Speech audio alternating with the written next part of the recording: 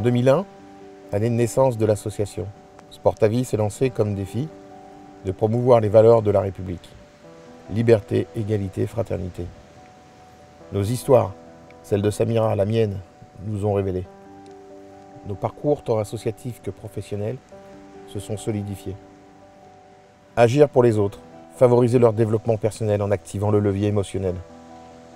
En route, nous avons croisé des hommes et des femmes de conviction qui ont su nous écouter et nous soutenir. Éveiller les consciences, celles des jeunes entre autres, pas seulement ceux des quartiers fragiles, faire en sorte que les émotions ressenties se traduisent par des actes justes et sincères. Améliorer l'image de soi pour une meilleure image des autres, voilà notre credo. Alors, en 15 années d'existence, ces 15 projets, 2800 jeunes accompagnés, 90 000 journées d'animation et près de 160 associations fédérées. La passion du sport, et précisément de l'événement sportif international, nous incite à nous engager dans une logique éducative et citoyenne. Les valeurs de l'olympisme nous inspirent fortement. Notre devoir est de les promouvoir dans la société. L'olympisme est une philosophie combinant les qualités du corps et la volonté de l'esprit. C'est aussi l'adhésion du sport à la culture et à l'éducation. C'est avec la plus grande joie que je vous offre ce film. Je le dédie aux jeunes et à nos partenaires, sans qui sa production n'aurait pas été possible. Mille merci.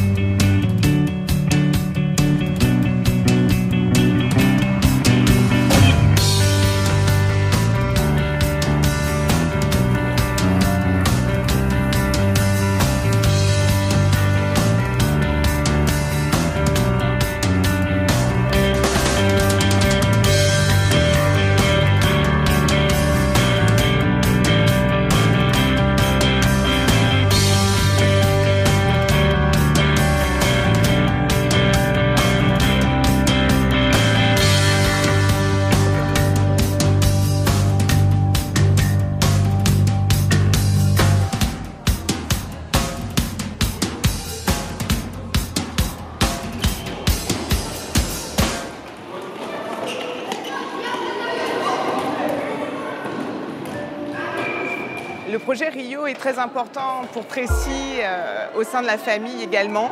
Elle est arrivée avec ce projet pleine de motivation et elle a su nous motiver aussi afin qu'on puisse s'impliquer tous ensemble pour ce projet. Pour moi, c'est important d'aller à Rio en août 2016 car c'est une opportunité et que j'aurai sûrement et donc je pourrai peut-être jamais y aller.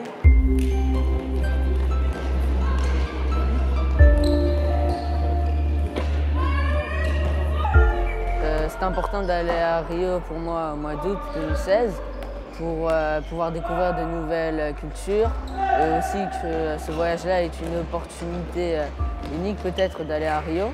Tracy a énormément changé depuis ce projet Rio puisqu'elle a été obligée, et dans le bon sens du terme, d'aller au-delà de ses craintes et de sa timidité pour aller rencontrer des gens, pour aller chercher des sponsors et récupérer des fonds pour ce projet.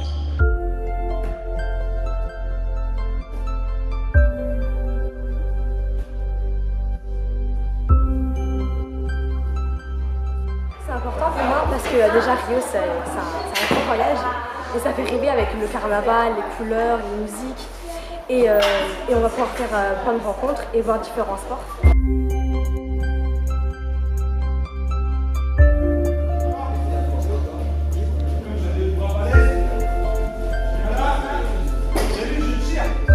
C'est important pour moi d'aller à Rio en août 2016 parce que je veux représenter la jeunesse française sportive. J'imagine mon voyage à Rio avec plein de découvertes, avec des découvertes de plusieurs personnes, de nouveaux paysages et de nouvelles traditions.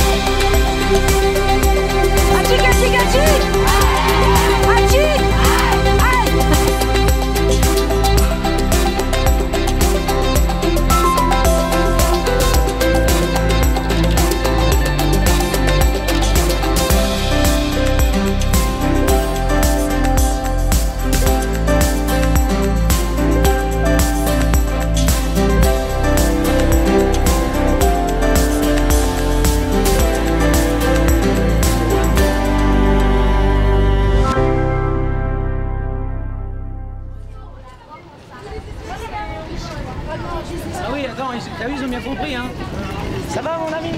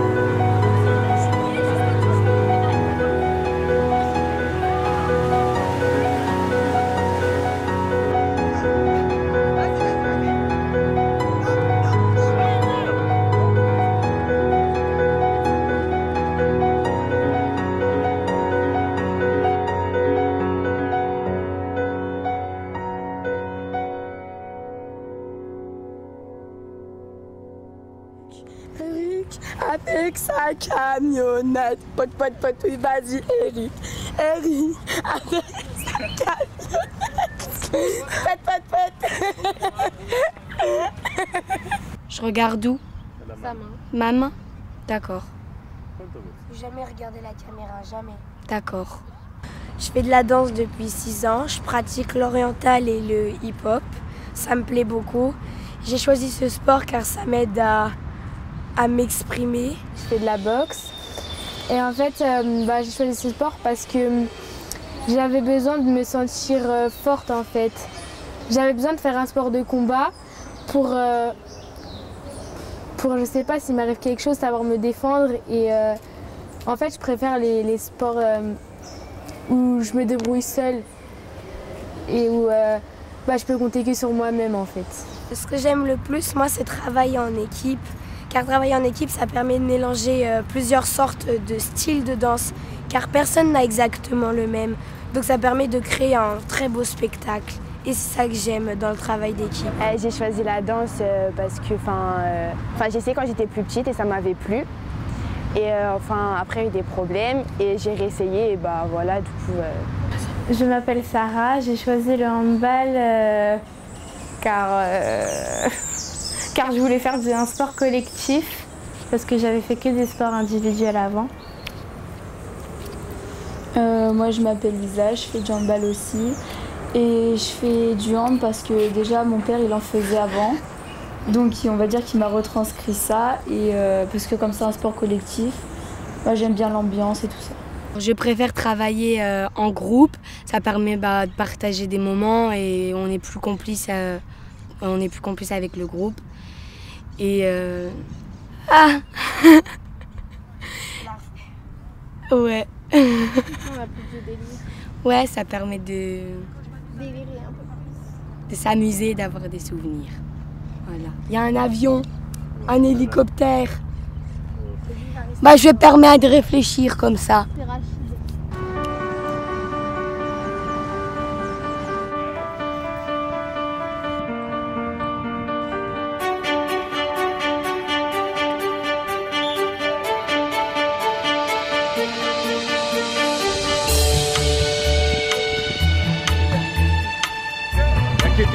T'inquiétez pas.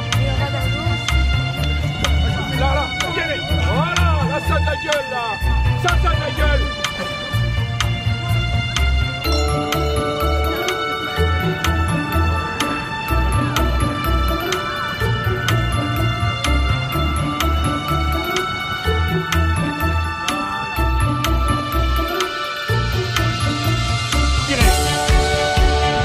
On fait arc de cercle. Vous enlevez l'oxygène un peu.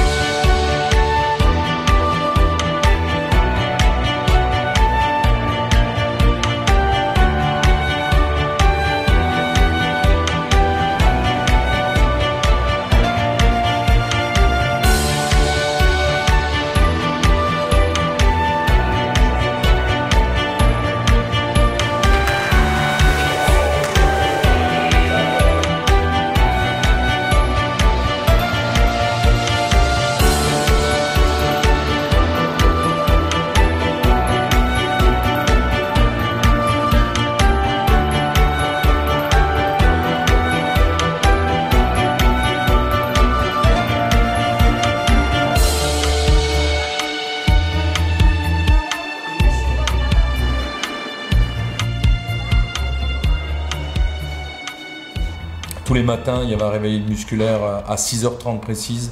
Il est important que les jeunes sachent, quand ils sont venus à Rio, qu'il y avait un vrai programme sportif.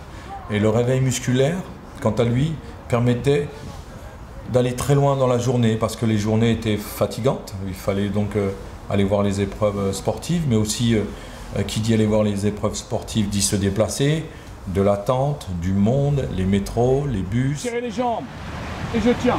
1, 2, 3, 4, 5. Expirez. Ça commence à venir. Ouvrez la bouche. N'ayez pas honte. Faut pas me faire le cul de poule comme ça là. C'est pas ça que je veux. Les jeunes se sont aperçus que quand Une fois, je crois, on n'a pas fait réveil musculaire parce qu'ils allaient faire des compétitions et ils se sont sentis fatigués. Donc c'est une réaction normale du corps. Que tu vis dans ta vie sans aucun souci. Philosophie. Hakuna Matata. Hakuna Matata. Hakuna Matata. Hakuna Matata.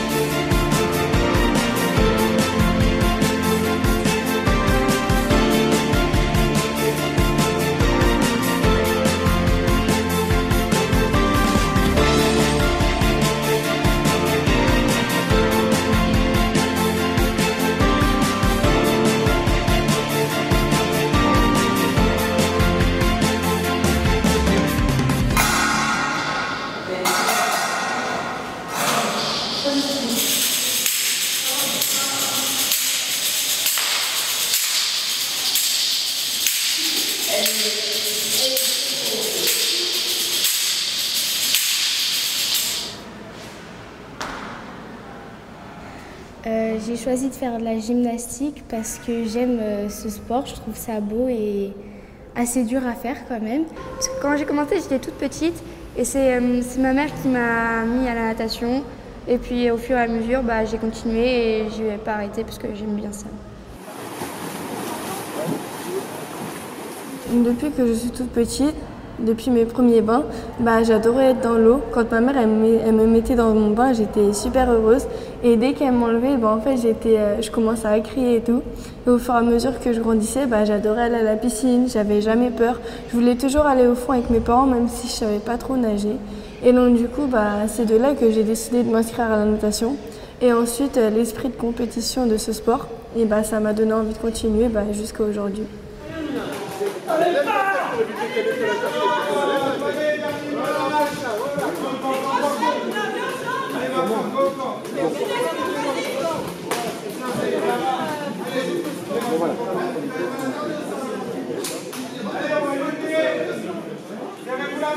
Je fais de la lutte. J'ai choisi la lutte parce que ça me permet de m'évader et d'enlever tout le stress de la journée. 6, 1, 2, 3, 4, 5, 6, 7, 8, 1, 2, 3, 4, 5, 6, 7, 8, 13. La concentration est un pilier, à mon sens, important en gymnastique, où il est vrai que les filles sont souvent très stressées avant de rentrer en compétition, et même quelques jours avant. Du coup, j'essaye beaucoup de discuter avec elles, j'essaye de les rassurer, j'essaye de comprendre leurs peurs, et j'essaye de trouver des solutions afin qu'elles se sentent le mieux possible durant la compétition. C'est vrai que c'est pas toujours facile, parce qu'on a des groupes qui sont conséquents, et puis certaines gèrent mieux le stress que d'autres. On prend quelques gyms qui ont la capacité personnelle, elles ont l'autonomie de gérer leur stress et elles le transforment toutes seules en adrénaline positive, et du coup mon travail à moi il est juste de mettre en position de sécurité, de neutralité mon discours. Néanmoins il y a d'autres petites filles qui sont beaucoup plus stressées, avec lesquelles j'essaye d'échanger, j'essaye de les rassurer, et avant le passage voilà, je les rassure, je leur dis qu'elles savent faire, qu'à l'entraînement tout passe, il n'y a pas de raison qu'aujourd'hui ça passe pas. Mais je crois que vraiment la gymnastique est un sport stressant, car quand on est à 1,25 m de la poutre en hauteur, qu'on doit faire des saltos, des roues, des flips, je pense qu'aujourd'hui je serais vraiment plus capable de le faire, et j'aurais aussi autant de stress qu'elle si je devais rentrer en compétition.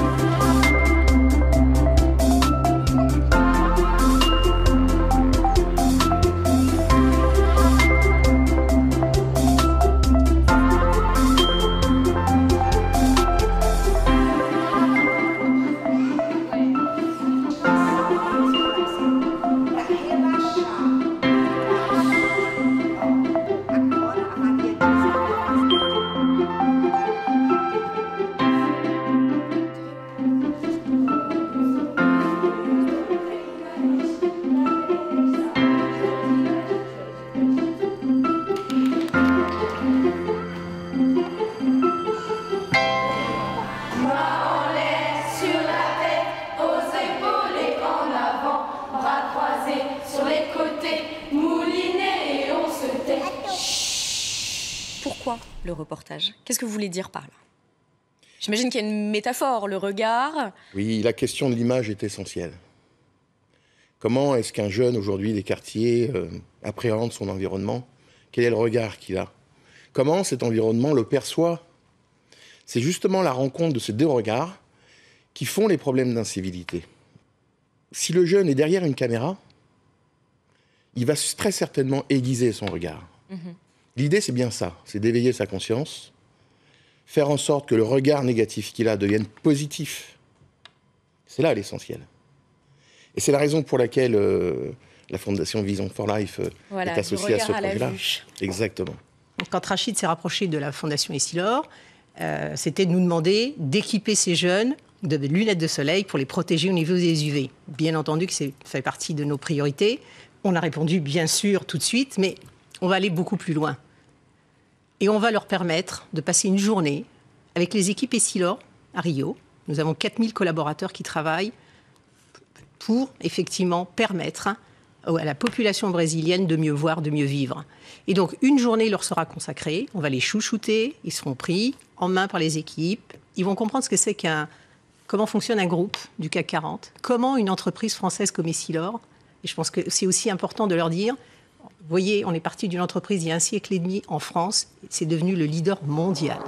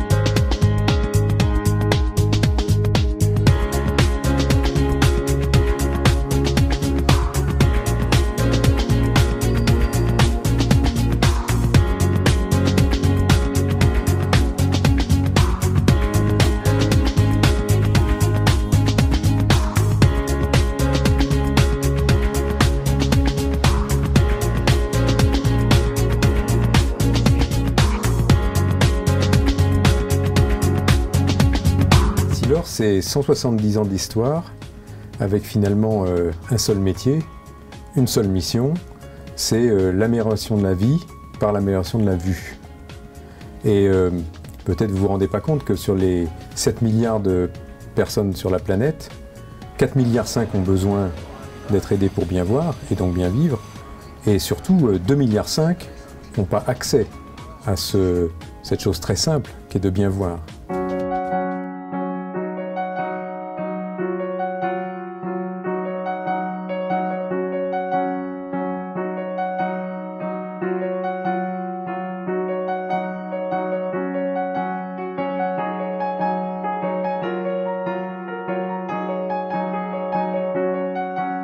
A baixa visão é uma das maiores deficiências que existe no mundo.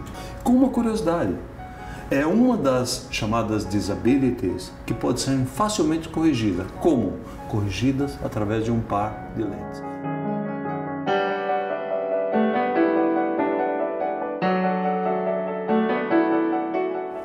Donc Essilor, il a engagé un combat contre le mal-voir. C'est le premier handicap mondial, ça touche 2/3 des habitants de la planète. Puis vous savez, quand vous êtes un gamin, si vous voyez mal, vous n'allez pas apprendre. Et en fait, statistiquement, quand on regarde dans le monde, environ 30% des enfants, ils voient mal. Et c'est peut-être plus dans certaines populations.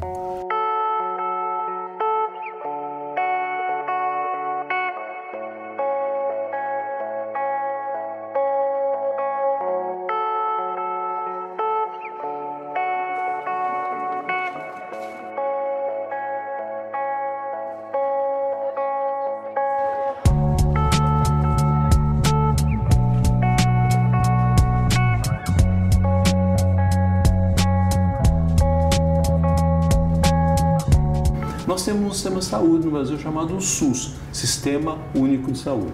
Tecnicamente, qualquer brasileiro ou qualquer visitante que necessite desse sistema pode ir a um hospital ou uma clínica e ter acesso ao sistema de saúde. Muito bem, na teoria funciona perfeitamente. Na prática, se você precisar de ir ao SUS e fazer um exame de vista, você pode ficar numa fila por várias semanas a vários meses. E tem um outro componente, o pessoal menos favorecido das comunidades. Muitas vezes eles esperam meses para ver um médico, para ver um oftalmologista e fazer a sua prescrição. O que ocorre? Ganha a prescrição, vai à ótica e não tem dinheiro para poder comprar esse óculos. Nós detectamos que isso é um problema sério nessas comunidades. Os embaixadores da visão estão detectando essas pessoas que já têm a prescrição da correção e fornecendo, através de preços extremamente acessíveis, lentes e armações básicas para que essas pessoas sejam equipadas. Por que isso é importante? Por um motivo muito simples. A baixa visão é uma incapacidade.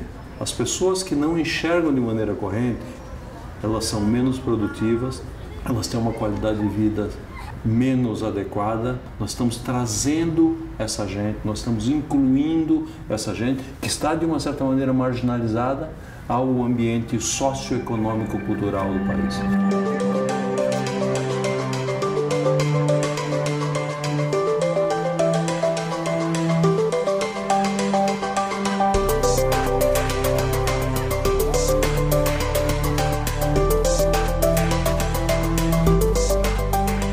Vous savez, la vue, c'est la vie. Donc après se loger, après se nourrir, c'est probablement le besoin le plus important pour se développer, vivre pleinement sa vie, quelle qu'elle soit, apprendre, être en communauté, partager avec les autres, le respect des autres. Donc changer le monde pour nous, c'est extrêmement important et c'est notre petite contribution à cette grande tâche.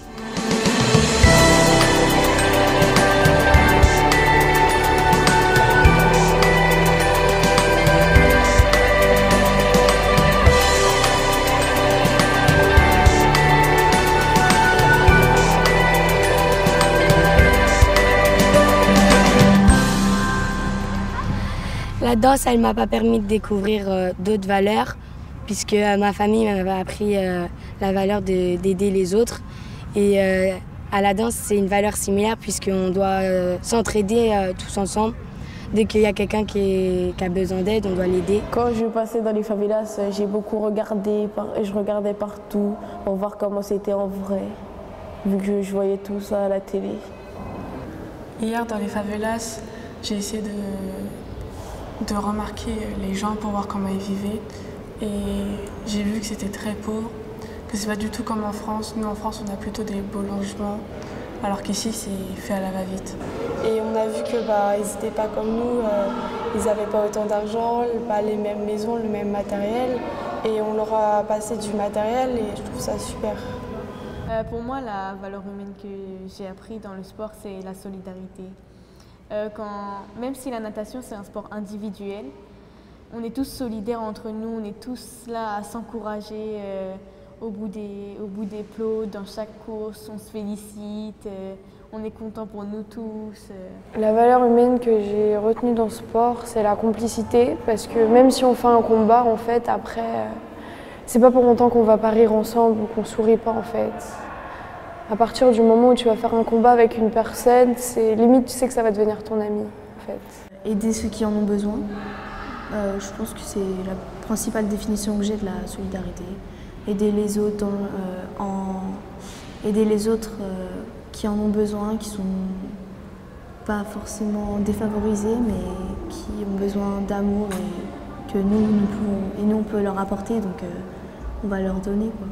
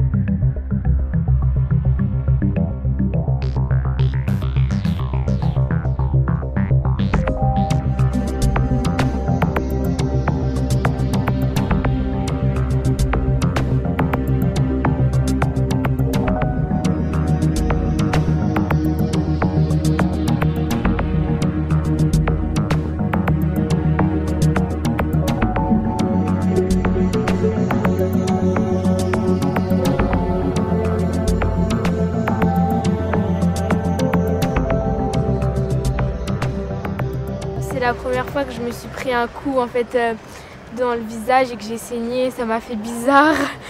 Donc voilà.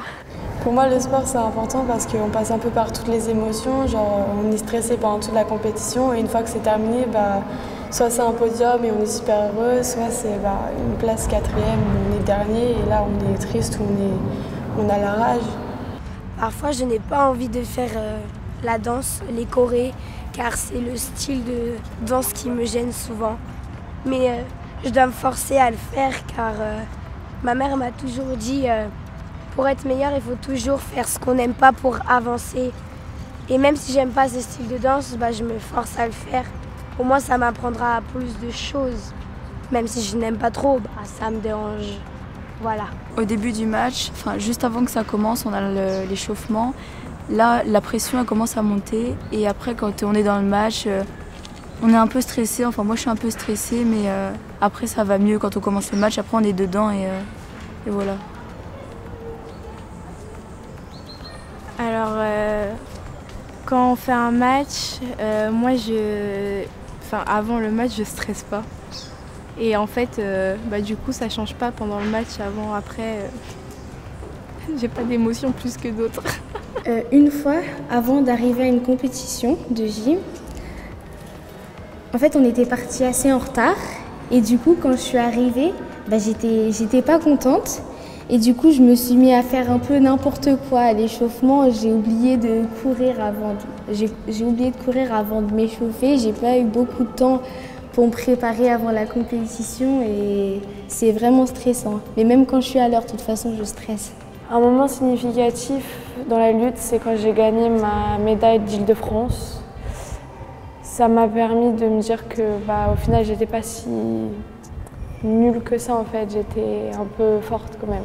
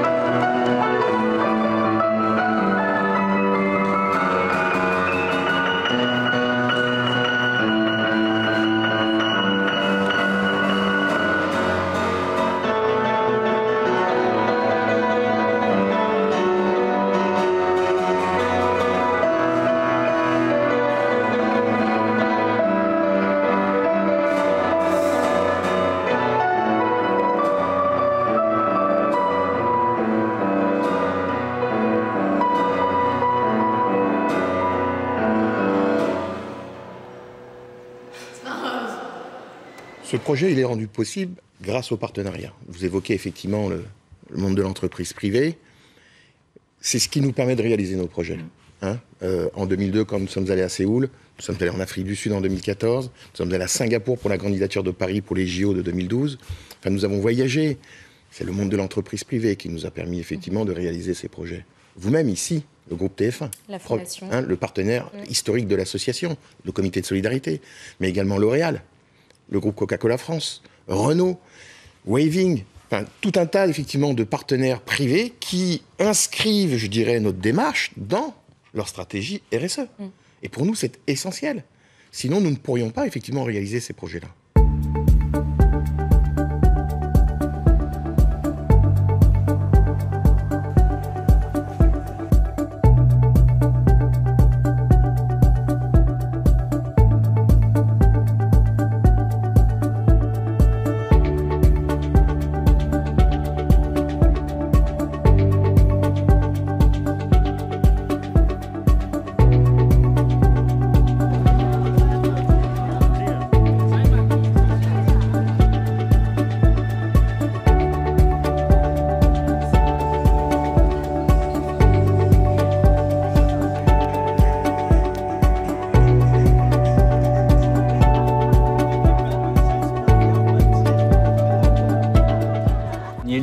Fait partie de L'Oréal depuis avril 2015, donc ça fait un petit peu moins d'1 an et demi. Nieli pour L'Oréal, ça représente le leader de la coloration au Brésil. Alors, le groupe a chaque année et dans chaque pays une journée qu'on appelle Citizen Day, qui est une journée dédiée que les collaborateurs de façon bénévole dédient à la société et à leur environnement et de façon locale. Donc chaque pays a un projet différent. Nieli, nous, on a choisi Nova Iguaçu parce qu'on est de Nova Iguaçu. C'est une communauté qu'on côtoie au quotidien. La plupart des gens qui travaillent avec nous sont de Nova Iguaçu et on est dans ce club qui aide les jeunes à l'intégration à travers le sport.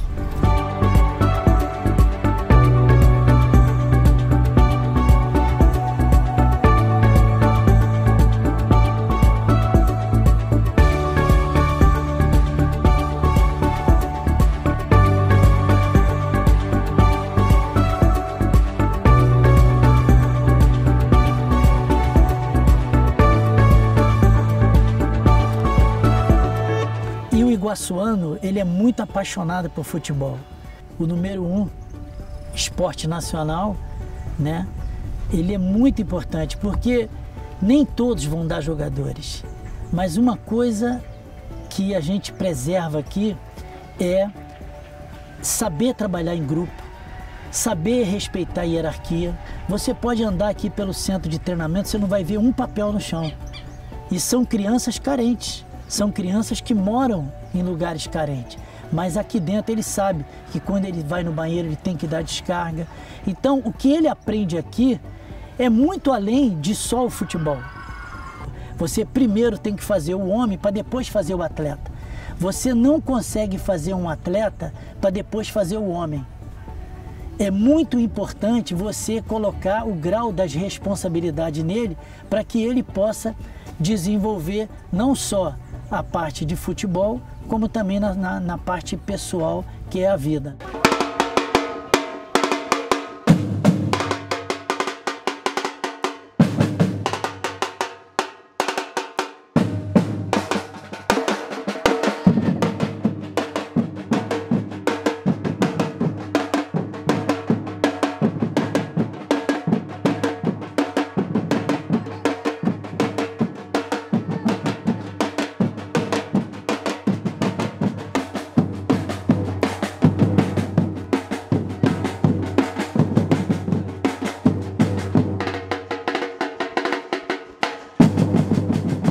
On a mis en collaboration aujourd'hui une ONG française, Sport à Vie, qui travaille avec un collège qui a fait venir une cinquantaine de jeunes cette semaine et une cinquantaine la semaine dernière.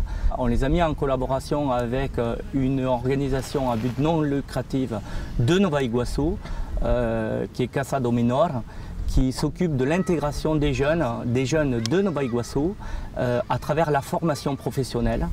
Et on a mis en relation avec ce club qui fait aussi cette formation.